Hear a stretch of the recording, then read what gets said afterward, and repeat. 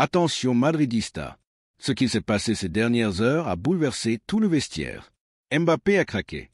En larmes après le scandale face à Alaves, il a perdu le contrôle, a été expulsé, puis s'est excusé, les yeux remplis de regrets. Et dans le vestiaire, il a lâché ces mots lourds de sens. Je suis avec vous. J'assume tout. C'est ma faute. Mais alors, pourquoi maintenant? Que cache cette chute émotionnelle? Peut-on encore lui faire confiance?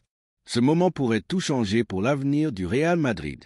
Avant de continuer, assure-toi d'être abonné à la chaîne et d'avoir activé la cloche, car les prochaines vidéos vont plonger dans les coulisses du club comme jamais auparavant. Objectif, 500 likes. Montrez que vous êtes de vrais madridistas. Cette fois, ce n'est plus juste du football. C'est de la fierté, de la douleur, de la frustration et une promesse. Oui, la vérité a éclaté. Et ce n'est pas simplement à cause de l'expulsion.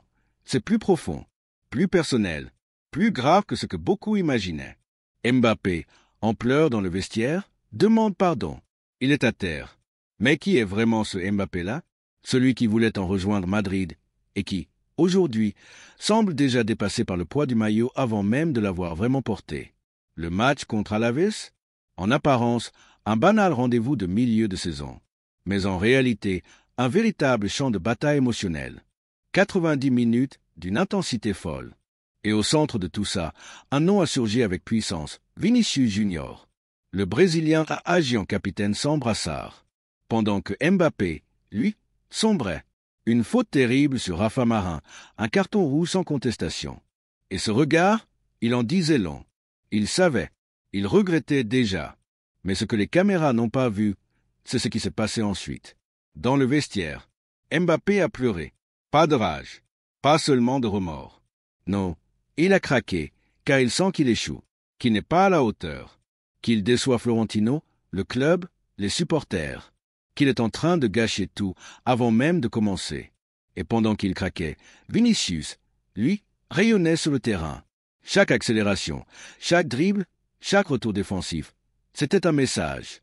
Regardez bien qui porte ce Real Madrid aujourd'hui. Même sans but, Vini a été l'homme du match.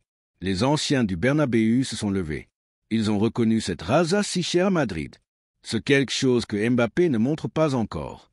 La comparaison est douloureuse, mais elle est réelle. Ici, le talent seul ne suffit pas. Il faut du mental, de la personnalité, du leadership. Et aujourd'hui, ce sont Bellingham, Vinicius et même Rodrigo qui incarnent ça. Mbappé, lui, reste enfermé dans ses doutes. Et certains coéquipiers ne le pardonnent pas. Bellingham, toujours aussi exigeant, l'y aurait lancé. Tu ne peux pas faillir maintenant. Et il a raison. On est en avril. C'est l'heure des décisions. Le moment où seuls les plus forts restent debout. Et si Mbappé avait peur? Peur d'échouer. Peur de ne pas s'imposer. Peur que le public ne lui pardonne jamais les années d'hésitation. Car oui, Madrid n'oublie pas. Alors toi, madridista, pardonnerais-tu Mbappé? Crois-tu encore qu'il peut devenir une légende au Bernabéu? Écris « Je crois » en blanc dans les commentaires si tu penses que cette saison peut encore devenir historique. Florentino attend des réponses.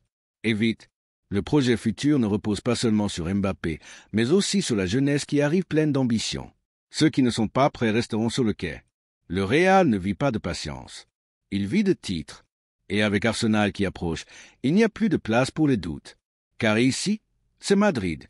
Et à Madrid, l'impossible est la routine. Ancelotti est prêt à tout, même à un plan suicidaire. Parce qu'ici, c'est gagner ou mourir. Mbappé est suspendu en Liga, mais c'est sur le terrain, en Ligue des Champions, que tout pourrait se jouer. S'il répond présent, il changera le récit. S'il flanche, il sera remplacé. C'est aussi simple que ça. Aujourd'hui, la passion des supporters n'est plus aveugle. Elle est prudente. Madrid pardonne, mais n'oublie pas. Et pendant ce temps, dans l'ombre, un certain Toni Kroos prépare peut-être son retour dans le vestiaire. Pas pour jouer, mais pour transmettre l'héritage. Pour rappeler ce que cela signifie de porter ce maillot. Alors je te pose la question. Le Real Madrid doit-il encore croire en Mbappé? Ou est-il temps de tourner la page? Laisse ton avis dans les commentaires, car ce que pensent les vrais madridistas compte. Et pour ne rien manquer des prochains chapitres de cette saga, clique dans la description pour voir notre playlist spéciale. Ici, c'est Madrid. Et ici, on ne lâche jamais.